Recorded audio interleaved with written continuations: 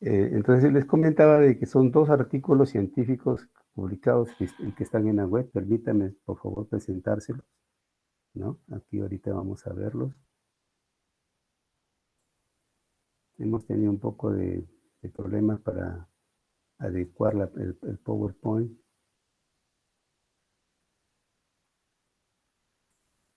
Bien. Ahí está. Entonces, el primer artículo es del grupo, como lo están viendo acá, del grupo de la profesora McLevy, ¿no? Que se titula Impacto de la carga viral de SARS-CoV-2 sobre el riesgo de intubación y mortalidad entre pacientes hospitalizados con coronavirus el año 2019. Entonces, eso lo que les quería mostrar es que es un artículo que está libre en la web, como ustedes pueden ver acá, es Free PNC Article. Ustedes pueden ingresar, ¿no? y analizarlo, ¿no? Pueden bajarlo acá también, ¿no? Pueden bajar el PDF y analizarlo en detalle en casa o en su trabajo con los colegas, ¿no? Ahí está el artículo. Ese es uno. Y el otro es el trabajo de Singanayan, está acá también en la web, duración de la infección y su correlación con RT-PCR, el CT, ¿no? Valores de CT en COVID-19 en un trabajo realizado en Inglaterra de enero, a mayo de 2020. También está libre en la web, ¿no? Ustedes pueden entrar y el artículo está ahí a disponibilidad, ¿no? Ahí lo tienen, lo pueden bajar. Y ahí está, lo bajan y lo analizan. Entonces José Carlos, que tiene una experiencia que ha hecho casi un buen número de RT-PCR durante la pandemia, tiene un conocimiento, sobre todo una experiencia ¿no? que les va a narrar y que consideramos conveniente a pedido de él para compartir con nosotros, ¿no? Entonces, eso es lo que básicamente va a ser su charla, de su conferencia de José Carlos. Nuevamente, darles la bienvenida y agradecerles por su participación en Biología Sin Fronteras, programa de divulgación cultural científica de la Facultad de Biología de la Universidad Nacional Pedro Ruiz Gallo. Y a nombre del señor decano de la facultad, profesor magíster Jorge Chanamé Céspedes, le damos la bienvenida. Los dejo con José Carlos. Al finalizar su charla, José Carlos les da ahí su número, su correo electrónico. Cualquier pregunta, cualquier inquietud, se la pueden formular, le pueden enviar a su correo. También quería decirles que por razones de facilitar el entendimiento, José Carlos ha hecho la traducción de los artículos científicos que se van a presentar, el comentario del cual se va a hacer esta tarde. Muy bien, los dejo en compañía de José Carlos.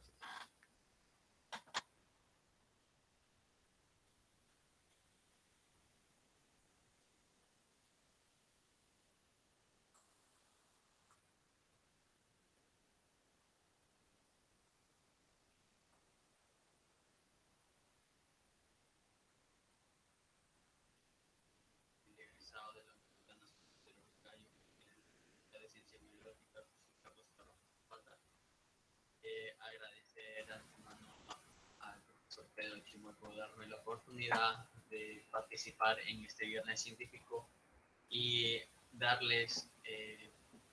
hablarles sobre la experiencia laboral en el área de biología molecular para la detención de SARS-CoV-2, ¿no? Hoy día vamos a hablar ante todo vamos a opinar, voy a dar mi opinión en base a 2 artículos científicos en el cual lleva una gran importancia y relevancia en el diagnóstico para la detención de SARS-CoV-2 mediante lo que se ha visto en el transcurso del año.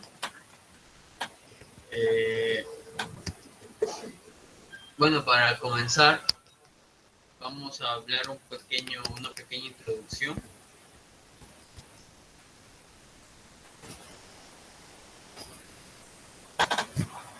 De manera introductoria, ya estamos a pocos meses de cumplir 2 años con la pandemia provocada por coronavirus, SARS-CoV-2. Durante todo este tiempo se ha determinado muchas interrogantes desde el aspecto clínico y epidemiológico. Actualmente, las pruebas moleculares realizadas por RT-PCR tiempo real es un reporte cualitativo estipulado bajo la Resolución Jefatural 004/2021 por la Directiva 054 del Instituto Nacional de Salud por el Centro Nacional de Salud Pública para la determinación molecular de SARS-CoV-2.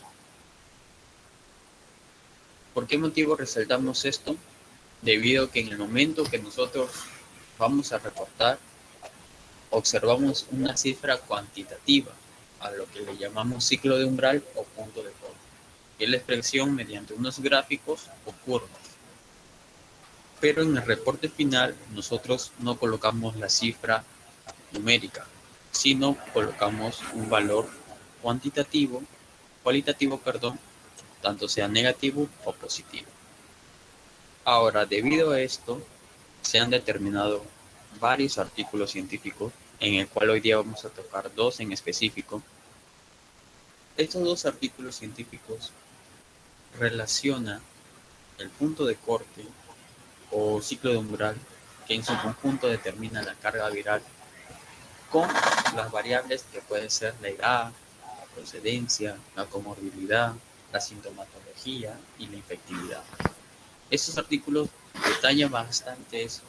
Entonces, a la experiencia que yo tengo laborando en todo este tiempo en una entidad privada, que ya hemos reportado más de 10.000 casos en el NECLAB, dentro de ellos están tantos casos positivos, negativos, positivos que han sido hospitalizados en UCI.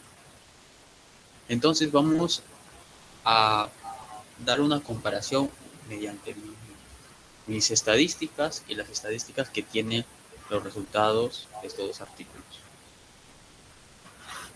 Los artículos a detallar son duración de la infectividad y correlación con los valores para el ciclo de RT-PCR en casos COVID-19 en Inglaterra de enero a mayo de 2020. Y el otro artículo es impacto de la carga viral de SARS-CoV-2 sobre el riesgo de incubación y mortalidad entre pacientes hospitalizados con enfermedades por coronavirus. Ambos detallan muy bien el umbral de ciclo y la carga viral que está incluida también en el umbral de ciclo. A continuación vamos a ver una diapositiva de las herramientas que son necesarias para tener estos resultados.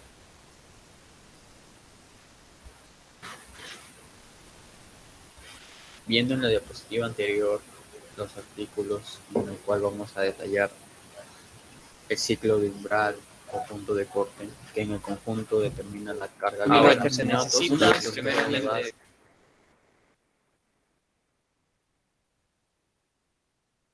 Viendo en la diapositiva anterior los artículos en el cual vamos a detallar el ciclo de umbral o punto de corte, que en el conjunto determina la carga viral, y estos que relevancia tienen o están relacionados con el diagnóstico complementario sobre algunas pruebas serológicas que implican la bioquímica, inmunología, hematología y algunos aspectos como la edad, la procedencia y otras variables. Para obtener estos resultados se requiere de unos equipos especializados. Bueno, se necesita primeramente de una cabina de bioseguridad en el cual debe estar en un ambiente o también llamada área de alicuotado, en el cual ahí va a llegar la muestra en su medio de transporte, se va a alicuotar la cantidad necesaria y va a proceder a ir a otra área llamado área de extracción, en el cual allí se encuentra el equipo de extracción ADN-ARN, un equipo automatizado de la marca Crovi, GeniPro, y luego, procedente a eso, también se necesita un kit de extracción. Terminando todo ese procedimiento, prosigue a lo que es otra área nueva, que es el área de amplificación, en el cual tenemos el termociclador, y aquí también necesitamos de su kit de amplificación, donde está incluida el master mix, los controles positivos, negativos. Ahora, una vez obtenido el resultado, como podemos ver, cada procedimiento tiene unas áreas específicas en el cual están separadas para erradicar o eliminar la contaminación de arrastre. Aproximadamente cada área tiene su tiempo delimitado, 15 a 1 hora en lo que es extracción, 2 horas lo que es en amplificación. Una vez terminado todo ese procedimiento, vamos a tener aproximadamente 26 muestras, incluyendo los controles, mediante unas gráficas o curvas. Estas gráficas o curvas son reacciones debido a los componentes que tiene el master mix y a los fluoróforos que reaccionan con los canales de lectura que obtiene el termociclador. En la siguiente diapositiva lo vamos a detallar.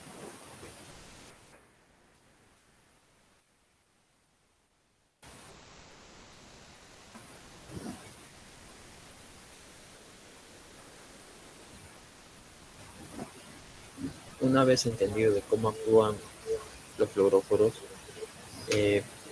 cómo es que estos emiten una señal y luego es captado por un sensor del termociclador, esto se va a reflejar mediante un gráfico también llamado curva de amplificación. Como podemos observar en la imagen, se observan dos ejes. En el eje X tenemos el número de ciclos y en el eje Y tenemos la fluorescencia. Esta curva de amplificación se divide en 4 fases. La fase A, también llamada fase basal, aquí los ciclos iniciales de la PCR no hay cambios mínimos, hay cambios mínimos de emisión de fluorescencia, por eso es que no hay detección todavía. Luego prosigue la fase exponencial temprana, que es una ligera elevación, y por siguiente sigue la fase logarítmica o exponencial, en el cual ya vemos una elevación y a la vez una curva que está relacionado con los reactivos de la reacción que se encuentra de forma abundante, por lo que la amplificación por la PCR tiene eficiencia cercana al 100%. En esta fase de amplificación, el comportamiento del ADN es 2 a la n. Quiere decir que a partir de una molécula de ADN se van a generar 2 por cada ciclo. Por eso mismo es que vamos a ver una expresión muy elevada en forma sigmoidea.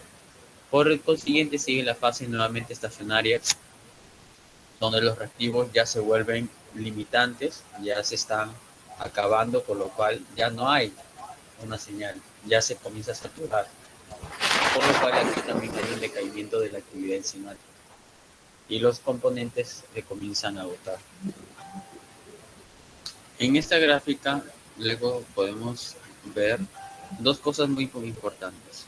Un punto en el cual está marcado con el círculo rojo y una línea horizontal de color azul. La línea horizontal de color azul también le llamamos threshold, que es el umbral en el cual ya comienza a haber un cambio significativo de fluorescencia. Entonces, ese es un límite. Ese límite nos va a ayudar a encontrar el punto de corte. El punto de corte está entre el límite y la relación de la amplificación. Luego eso señalamos en qué punto del ciclo se ha comenzado a amplificar y ese es el umbral en el cual nosotros vamos a poder relacionarlo con las demás variables. Por ejemplo, en esta imagen el punto de corte es en el ciclo es 17.88. Por encima de este threshold, entonces podríamos decir que las personas han amplificado el gen y son personas positivas. Y por debajo de este es netamente, no hay ningún punto de corte, son personas o pacientes negativos, ¿no? A continuación vamos a ver un ejemplo de casos en el cual yo tengo las amplificaciones de algunos y vamos a relacionar. Cuando observando en esta diapositiva tenemos las curvas en el cual son del programa de software que yo utilizo aquí. A la mano derecha tengo la plantilla en la cual se señalan los pocillos que se van a utilizar enumerados en el eje vertical letras A, de la A hasta la H, y en el eje horizontal del 1 al 2. Entonces, en esa plantilla hay 33 muestras, incluyendo el control negativo, control positivo y un control negativo de extracción. A la mano derecha tenemos las curvas ya amplificadas, en el cual en el círculo rojo están enmarcados los resultados positivos. Aquellos que han sobrepasado el límite, y vemos curvas muy notorias, muy significativas. ¿Y de qué nos sirve esto? Una vez que ya hemos tenido todos los conocimientos de estas curvas, los artículos detallan bastante esto. Detallan porque separan los puntos de corte, en la cifra que les ha arrojado. En un artículo separa en menores de 25 a 30 y de 30 más. Esos son los puntos de cortes que ellos consideran. Como que en otro artículo no, en base al número lo redondean y también lo delimitan y lo comparan con algunas variables, ¿no? Más que todo esto, podemos ver que tengo 9 pacientes que me salieron positivos de esas 30 muestras, que en su entonces era demasiado, era una corrida de las tantas que se hacían por el día. Y bueno, pues teniendo esto en cuenta, ya podemos entender y abarcar más sobre los artículos que demandan bastante este tipo de resultados. En este paper vamos a observar qué es la duración de la infectividad y correlación con los valores de umbral de ciclo en casos de COVID en Inglaterra, ¿no? Este paper es muy interesante porque relaciona bastante el punto de corte, el umbral del ciclo que acabamos de ver, cómo es que se llega a ese valor, y lo relaciona bastante con la infectividad. La infectividad lo ve mediante el porcentaje de cultivo que se da en unas células llamadas Vero E6, en el cual se inoculó a una temperatura de 37 grados, con un porcentaje del 5% de nivel de dióxido de carbono. Se vio mediante una tinción de nucleoproteínas para ver el grado de enzimático de las células infectadas, ¿no? Y bueno, pues, ¿no? Se aisló aproximadamente 133 muestras de 111 casos. Entonces, esto es lo que hace, también relaciona el punto de corte con la aparición de los síntomas. El punto de corte también lo ve con la edad, y también ve relaciona el porcentaje de cultivo positivo con la edad, con los síntomas también, con la fecha de día de los síntomas. Y esto lo vamos a detallar mediante las figuras que muestra el paper, ¿no? En esta figura 1 del artículo detallan dos valores: el valor de CT, en el cual hemos hablado, y el tiempo de correlación de la aparición de síntomas, de entre 0 días de aparición de síntomas hasta 20 días a más. Y vemos que entre los 10 primeros días hay una elevada correlación con el ciclo, con la aparición de los ciclos de punto de corte. Entonces vemos que en los 10 primeros días de síntomas va a haber una gran carga viral. Pero eso nosotros vemos que es lo persistente, ¿no? Lo común, lo que se detalla y lo que se ha visto también aquí en el área donde trabajo. Pero lo que a mí más me llama la atención son aquellos pacientes que después de 20 días de síntomas, o quizás estos pacientes son asintomáticos y ya han salido positivos en los primeros días, y luego después de 20 días siguen pasando positivos, pero ellos no presentan ningún síntoma y dicen, pero ¿por qué? Si me siento bien. Entonces ellos, para explicarles a ellos por qué siguen marcando positivo, es un interrogante muy grande, porque por más que se les quiere llegar a explicar, no lo llegan a entender. O también a veces los médicos piensan que es una mala praxis del área de laboratorio, pero no es así, porque se corrobora, se vuelve a procesar y siguen marcando, a pesar de que esos pacientes y ya pasaron un buen tiempo, más de 3 semanas de haberse detectado positivo, y siguen marcando, ¿no? Mayormente esto nos pasó por gente que quería viajar. Entonces salió positivo, hizo su cuarentena y seguía saliendo positivo. Entonces ellos no querían perder su vuelo y todo eso, ¿no? Bueno, son casos que se presentaron. Pero para mí estos fueron los casos netamente que me llamaron más la atención. Aquellos que persistían marcando positivo después de ya 2 a 3 semanas. Ahora, en la figura número 2 observamos la relación entre el valor de CT y la positividad de cultivo en el análisis de regresión logística de efectos mixtos. Aquí podemos ver que han analizado 324 muestras en las cuales han sido separadas por el valor del CT. Como podemos observar en el primer punto, de entre los valores 15 a 20, observamos que de 4 muestras positivas han llegado 4 a ser cultivos positivos, 3 han llegado a ser cultivos positivos.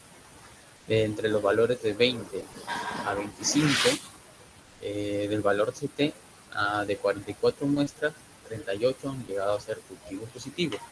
Que esto en porcentaje quiere decir que son el 86% de la totalidad, y en el anterior ha sido el 75%. Pero ambos es un porcentaje muy elevado. Ahora luego comienza a decaer, que de 73 muestras solamente han llegado a ser cultivo positivo 48, que equivale a un 66%. Ya vamos viendo que ahí va bajando, va disminuyendo el porcentaje, y luego vemos que de 143 muestras, entre valores de 30 a 35, solamente 40 han sido cultivos positivos. Esto equivale al 27%. Observamos, ¿no? De 65% de positividad bajó a 27%, viendo que la carga viral ha sido menor, ¿no? Y como por último tenemos los valores de CT, que es una carga viral muy mínima, de entre 35 a 40, que muchos lo pueden interpretar como pacientes negativos, que dentro de estos 60 solamente 5 han llegado a ser cultivos positivos. Entonces, esto equivale al 8%. Entonces, la regresión va bajando, disminuyendo de 20, de 38 a 20 porcentajes. Entonces, podemos observar que a pesar de tener un valor del CT de carga viral muy baja, son de entre 35 a 40, hay un porcentaje todavía que pueden ser pacientes con infectividad, que pueden llegar a infectar. Y esto está relacionado con muchas otras variables que vamos a ver en adelante.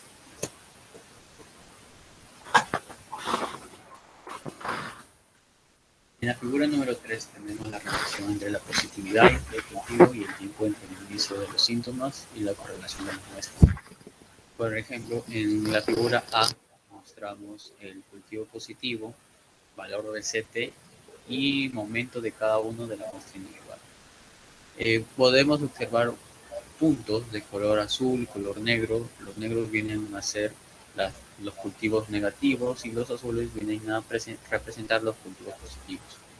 Observamos que hay una gran aglomeración entre los valores de 0 a 20. ¿Qué quiere decir? Que entre 0 a 20 días de síntomas es mayor la presencia de los valores del CT. Estos implican entre un CT de 20 a 30. Entonces, podemos decir que mientras más cercanos sean los síntomas, mayor va a ser la presencia del CT. En la mano derecha tenemos los análisis de regresión logística de efectos mixtos entre el porcentaje de cultivo positivo y nuevamente lo que es el inicio de fecha de síntomas. Podemos determinar que entre los 10 primeros días de síntomas, y es más, los asintomáticos también, hay una gran presencia de elevación del porcentaje de cultivo positivo, que supera a los primeros 10 días, supera el 60%, y luego pasando los 10 días, acercándose a los 10 días, ya comienza a haber una disminución, llegando a ser inferior al 20%. Entonces, pasando los 10 días de síntomas, el porcentaje de positividad en los cultivos va a ser inferior a 20. Y hay que tener en cuenta algo. Aquellos pacientes que eran preasintomáticos, como lo detalla en el artículo, una vez que fueron positivos, comenzaron a tener síntomas después de que ellos obtuvieran su resultado de ser un positivo a COVID, ¿no? Entonces, entre el valor positivo de un paciente con síntomas y a un paciente preasintomático, ambos tienen un CT próximo a 20, entre 20 a 25, pero esos a la vez tienen un porcentaje de cultivo positivo, determinando de que la sintomatología no netamente va a ser, te va a ser libre de presentar un COVID que no llegue a ser infectivo. Esos pacientes preasintomáticos sí pueden llegar a contagiar, sí pueden llegar a ser infectivos y ellos también pueden presentar la sintomatología después, ¿no? El cuadro clínico. En la tabla que podemos observar en la diapositiva muestra el porcentaje estimado de muestras de SARS-CoV-2 con cultivo positivo entre 7 a 15 días después del inicio de síntomas. Esto quiere decir en la segunda semana. En la segunda semana se analizaron 121 muestras, observando que la fecha 7, en el día 7, obtuvieron un porcentaje de positividad del 40% de un número de 14 muestras y observando un grado de positivo de 10, un número positivo de 10. Y en la fecha 8 tuvieron un 25%, ya bajó gradualmente de 33 números observados y solamente 9 fueron positivos. Luego de 9 muestras, del día 9, perdón, de síntomas, ya bajó nuevamente a un porcentaje del 13%, con 34 número observado y solamente positivos 10. En el día 10 ya bajó a un 6%, que ya viene a ser significativo. A partir de en adelante ya no va a haber grado de positividad. De 23 muestras, 6 positivos.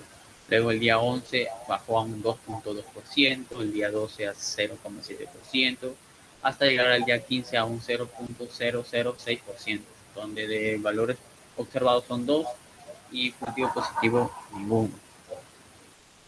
Hay que tener en cuenta que el intervalo de confianza fue el 95%.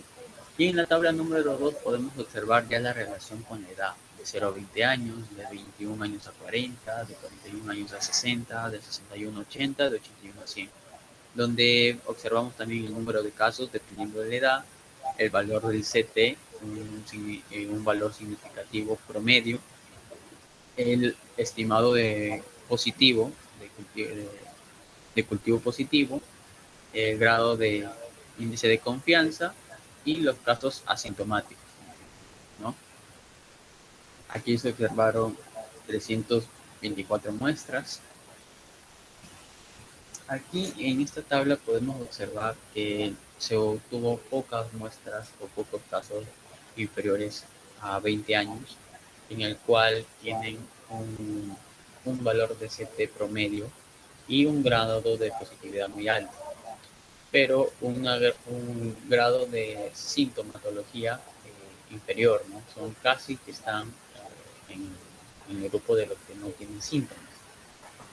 Pero en relación a la mayor cantidad de muestras que se analizaron entre 41 y 60 años, que fueron 140 muestras, tienen un valor de CT de 30.83, un valor muy promedio, con un grado de positividad 37.7, que está adecuado, y también que presenta también casos de sintomatologías un promedio bajo, ¿no? Son pacientes, pocos han sido asintomáticos. Luego tenemos entre el valor de 81 a 100 años, que fueron 49 casos, un valor de CT promedio inferior a 30, 29.9, con un grado de positividad de 32, igual al de 41 60 años, pero aquí vemos algo, que fueron la mayor cantidad de estos casos fueron asintomáticos, siendo casi el 40% de estos asintomáticos, los mayores de 81 años para arriba. Yo hablando con la experiencia, porque justamente a mí se me presentaron muchos casos de este tipo, donde los adultos mayores no hacen síntomas, o el síntoma perenne es la fiebre. Los adultos mayores, hablando con médicos, me dijeron que ellos no hacen fiebre. Ya pasando los 60 años para arriba, es raro que ellos hagan fiebre. Y si lo hicieran, ya estaría en un cuadro ya netamente irreversible, ya estarían para hospitalización. Eso me llamó mucho la atención porque netamente cuando se me presentaban casos de adultos mayores positivos no presentaban ningún síntoma, ni fiebre ni malestar. Pero aquellos pacientes que no se fijaban en la fiebre, sino que en otros cuadros clínicos como la tos, el malestar, dolor de cabeza, entonces inmediatamente le hacían su descarte y le salía positivo. Y esas personas que les llegaban a detectar a ese tiempo, llegaron a recuperarse. Pero aquellas personas adultos que ya tenían un cuadro clínico de fiebre, malestar, tos, era imposible ya. Hacía un cuadro UCI que de manera lamentable perecían. También lo he vivido de manera de experiencia con familiares, amigos con sus familiares adultos, en el cual ellos me decían, mi abuela estaba bien, no tenía nada, no tenía ningún síntoma, de un momento a otro comenzaron a caer mal y bastó 1, 2, 3 días y fue fulminante. Mi abuelo pasó por lo mismo, a abuelos de amigos muy cercanos que también no hicieron ningún síntoma, pero su carga viral era demasiado elevada,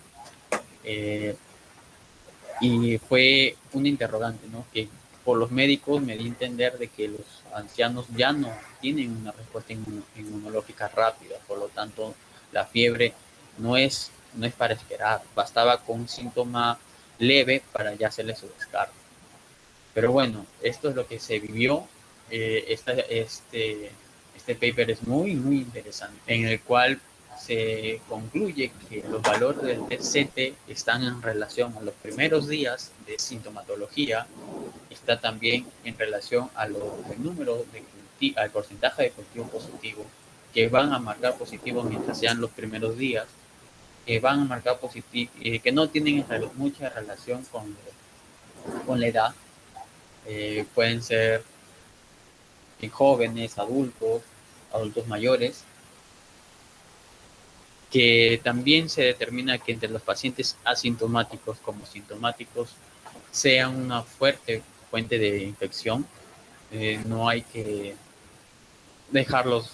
separarlos porque los dos pueden ser muy, muy infectivos para la sociedad. Esto también se tiene que ayudar con una correlación de datos epidemiológicos para ver, ¿no? Otras variables como puede ser la procedencia, puede ser la comorbilidad, puede ser también la edad, el sexo, algunas enfermedades, algunos valores bioquímicos que vamos a ver en el otro paper. Bueno, en este paper queda a detallar el impacto de la carga viral, justamente lo que venimos viendo, sobre el riesgo de intubación y mortalidad entre pacientes hospitalizados con enfermedad diagnosticada por coronavirus. Ahora, este paper demanda mucha importancia, no solamente clínica, sino mucha importancia en el aspecto de comorbilidad, porque todos los pacientes que uno llegan no solamente pueden presentarse mediante COVID, sino que llegan con otras enfermedades preexistentes, en el cual el paper lo detalla muy bien, separa entre la obesidad, hipertensión, enfermedades cerebrovascular, diabetes, asma, enfermedad renal crónica, cáncer activo, ya sea por un tumor sólido o malignidad hematológica, también por si es fumador, si ha consumido algunos medicamentos como el hidroxicloroquina, inmunosupresores, esteroides orales. Toda esa base de datos que ellos han recopilado ha sido netamente médico, base a una red de datos que ellos obtienen de la manera del hospital, ¿no? En el cual han sido estos pacientes hospitalizados. Pero yo no voy a tocar ni a fondo mucho eso debido a que a la hora de mis reportes, si yo quiero dar una comparación, es en base a los resultados que yo tengo. Y yo no he tenido pacientes o una gran cantidad de pacientes con esas comorbilidades, ¿no? Porque a veces habían pacientes que estaban hospitalizados, en el cual respondían a los familiares respondían ante los interrogantes. Y algunos no detallaban muy bien, no decían muy bien lo que presentaba el paciente, decían que tiene COVID, pero sí presentó hace tiempo una neumonía o quizás sí sufre es hipertenso, datos muy generalizados, no en base al paper de este paper que sí detalla muy bien un historial clínico, ¿no?, de cada paciente. Pero sí nos podemos ayudar y a relacionar mediante la sintomatología, que aquí lo detalla muy bien, como es la fiebre, la, la tos, la disnea, dolor de cabeza, la diarrea, la anosmia, que fue muy, muy notoria.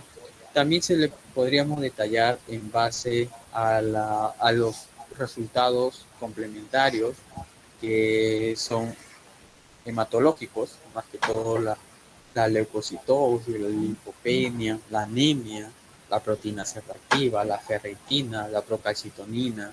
También podemos ver el dímero, también los valores de AGA, gases arteriales. Y esto, con esos datos sí yo puedo tener una relación y compararlos, ¿no? Lo demás se me hace muy complejo porque nosotros a la hora de hacer la toma de muestra tenemos una ficha que manda al Instituto Nacional de Salud donde solamente hace preguntas conscientes y preguntas no tan específicas, pero eh, que para mí sí me ha servido de ayuda para tener mi base de datos. También hay que tener en cuenta que aquí separan el punto de corte de tres maneras. Inferiores a 25, que es carga viral alta, entre 25 a 30, que es una carga viral moderada, y de 30 más, que es una carga viral baja, ¿no? Estos, estos puntos de corte los relaciona mediante todas las variables que he mencionado hace poco. Hay que tener en cuenta también que esta base de datos que ellos han recopilado es una base de datos retrospectiva, o sea, han ido recopilando en base a la recuperación y el avance de los pacientes, ¿no? Porque ya han estado hospitalizados y ellos van observando cómo va el avance de la enfermedad y algunos con enfermedades preexistentes, ¿no? Para viendo la capacidad de mortalidad que puede ser coronavirus y también el riesgo que tiene estos al ser intubados. En este cuadro vamos a observar variables como edad, género y un cuadro de síntomas, ¿no? Estos separan variables de carga viral en una carga viral alta, media y baja. La alta han tenido 220 pacientes, en el cual su carga es inferior a 20 puntos de corte, una carga viral media que han tenido 216, con una carga viral de entre 25 y 30, una carga viral baja que es mayor a 30, con un número de pacientes de 242. Y también tienen su intervalo de confianza. Aquí vemos que ellos han tomado los síntomas como la fiebre, la tos, la disnea, dolor de garganta, dolor de cabeza, mialgias, náuseas, diarrea, estado mental alterado, anormia y afesia. Pero hay que tener en cuenta que estos pacientes han sido hospitalizados, hospitalizados que han requerido intubación y estos quizás han tenido la mortalidad, ¿no? Llegar a la perecer. Pero, como te digo, se ven que tienen un gran índice de confianza en los adultos mayores, porque vemos que hay de 72, un promedio de 72 años en carga viral alta, un promedio de 69 en carga viral media, un promedio de 63 en carga viral baja. Todos son mayores a 60 años. Luego observamos también que este pecho tiene una gran afinidad con la fiebre, que ha sido la más notoria y persistente en todos los cuadros clínicos hospitalizados de los pacientes, con un nivel de confianza aceptable. Luego la tos, la disnea, el dolor de garganta, el dolor de cabeza ha sido muy bajo, no han sido tan resultados netamente de confianza, pero han sido persistentes. Vemos los resultados y hay una gran cantidad, pues, ¿no?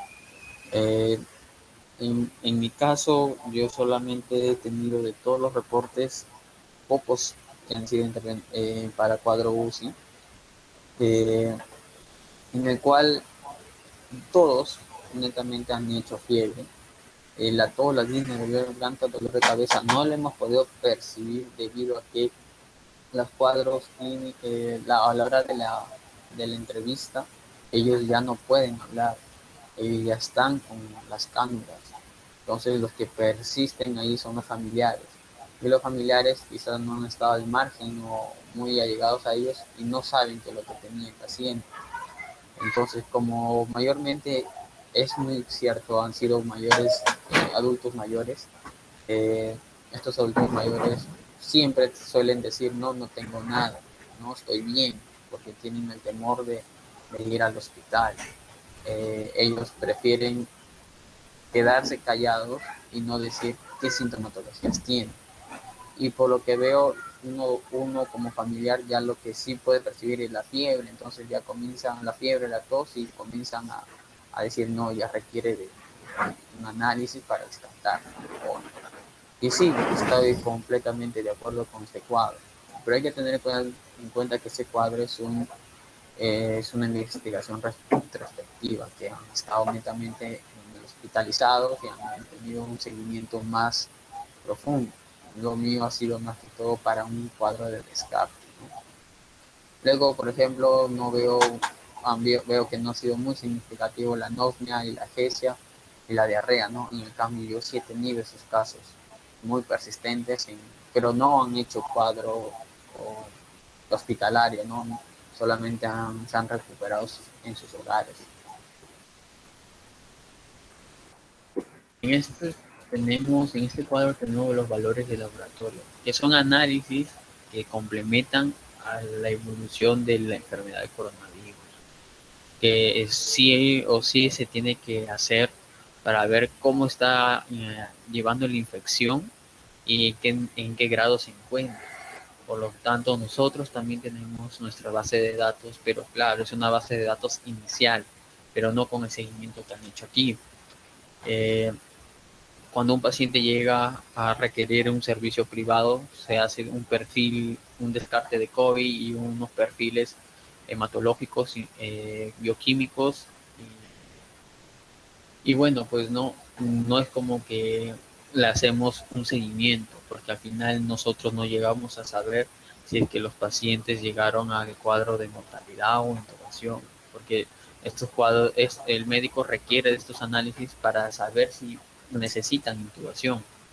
Pero aquí sí veo que han sido mucho más determinados y vemos que la linfopenia, exacto, aquí nosotros también hemos visto una linfopenia inferior a 1000 y también vemos que su intervalo de confianza es aceptable.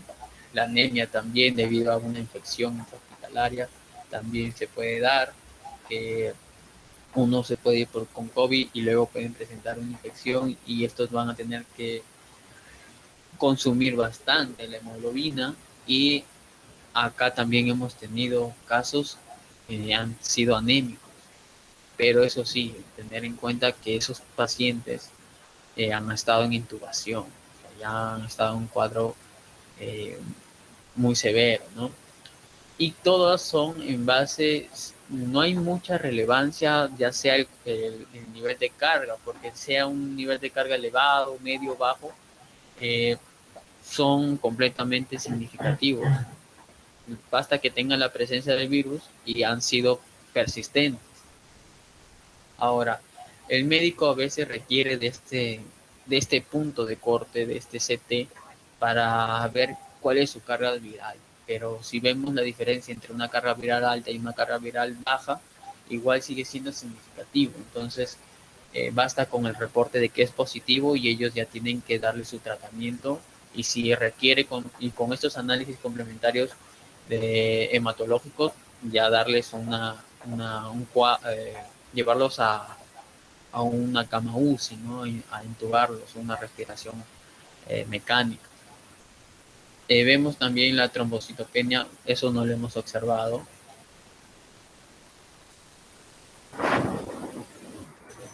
En esta imagen podemos percibir la relación entre la probabilidad de supervivencia intrahospitalaria y la duración de hospitalización, observando que a mayor tiempo de hospitalización, menor es la probabilidad de supervivencia. Pero esto es en relación al nivel de carga, observando que aquellos que han tenido una carga inferior a 25, que es una carga viral alta, han sido los que menos probabilidad de supervivencia han tenido.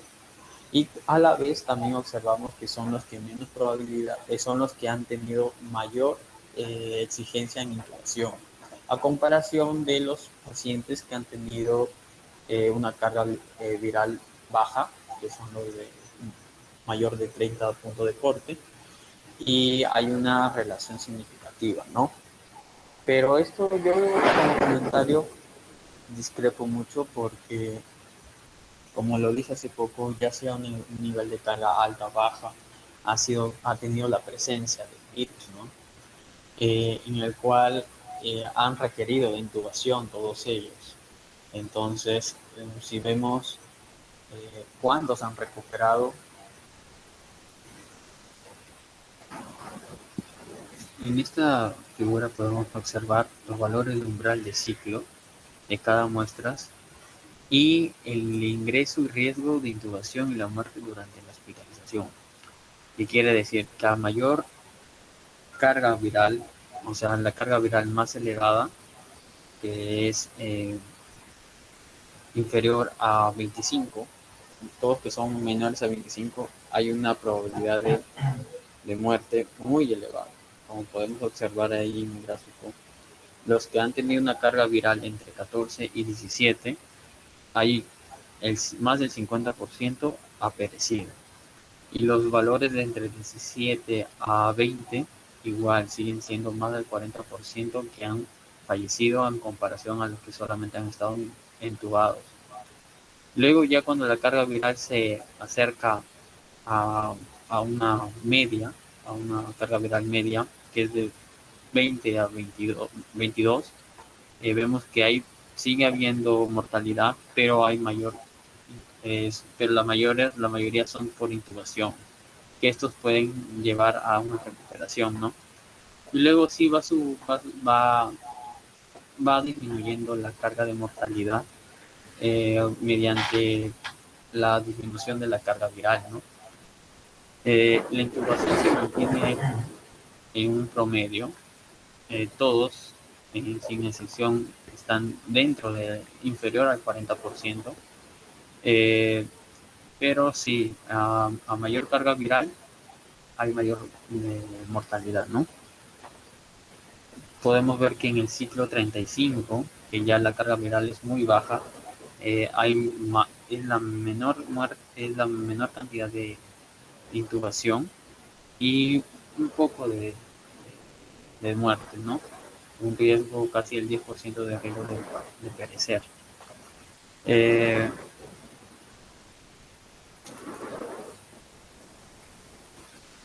Bueno, después de observar estos dos papers en el cual se detalla bastante el punto de corte, que es el CT, o el umbral de ciclo, podemos ver que los médicos tienen bastante afinidad en base al valor cuantitativo.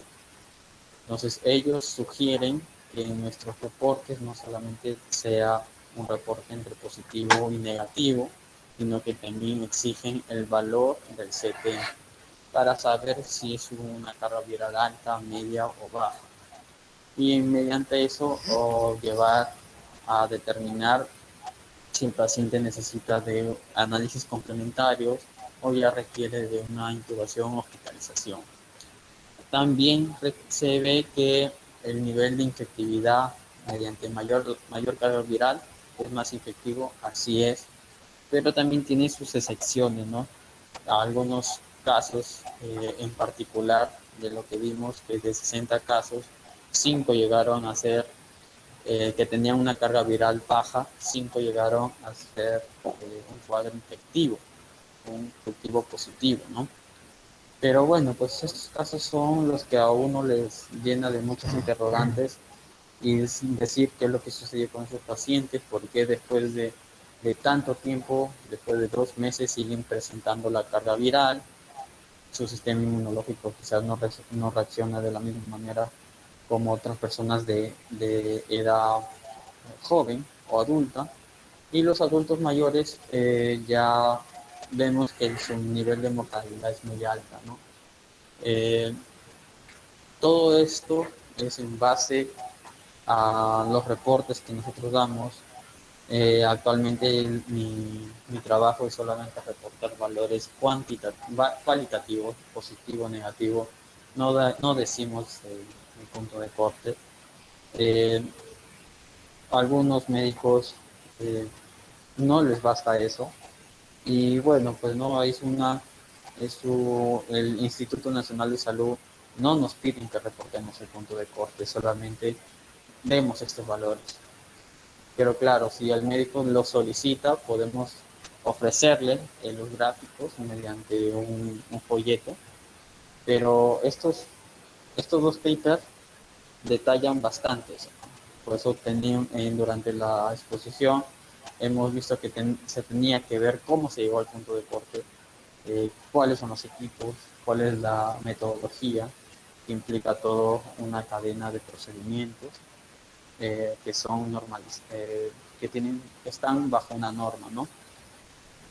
Eh, Agradezco bastante la atención de ustedes en este día por darme la oportunidad nuevamente de brindarles mis comentarios y mi relevancia en base al diagnóstico de SARS-CoV-2. Hay muchas interrogantes que me gustaría detallar más adelante. No creo que esto sea la primera y quizás hay datos que me gustaría repasar y repasar más porque son datos de comorbilidad de enfermedades preexistentes. Eso es hablarlo y detallarlo, es un poquito entrar en discusión con los médicos y yo actualmente no me siento preparado para entrar en un debate, ¿no? Con ellos. Porque yo discrepo también de algunas cosas. Eh, bueno, pues no, agradezco al profesor Pedro por esta noche. Quizás ha sido muy larga, pero he tratado de resumirlo, de detallarlo a mi entendimiento. Y bueno, pues no, pero les sirva de ayuda, dejo mi mail para que me envíen preguntas. Dejo también mi número para que alguna sugerencia, alguna pregunta me la hagan llegar y poder quizás explicar de una manera más clara, ¿no? Algunos detalles que se me han pasado. Y bueno, pues agradecer nuevamente y, y gracias por la participación.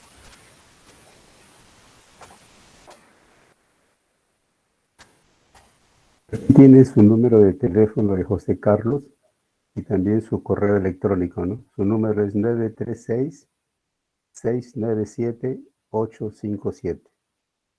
936-697-857.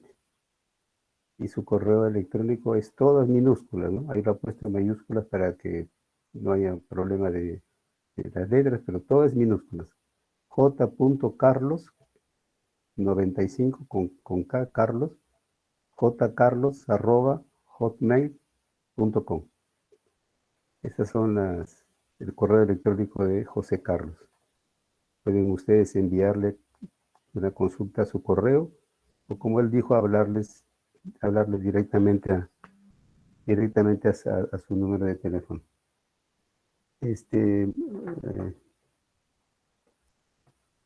Muchas gracias por su participación en esta noche en Biología Sin Fronteras. Les agradezco, y a nombre del señor decano de la Facultad de Ciencias Biológicas, agradecimiento de la facultad, de la universidad, a todos ustedes. Gracias por su paciencia y sobre todo gracias con su continuidad, porque con su presencia apoyan a este programa que es de la facultad para toda la comunidad lambayecana, peruana y por qué no decir de todo el mundo. Muchas gracias, y también mi agradecimiento siempre al profesor José Antonio Fupul, que nos brinda su tiempo para que este programa llegue a través del Facebook a diferentes partes del país y del mundo entero. Muchísimas gracias, un fuerte abrazo a todos ustedes. Muy buenas noches.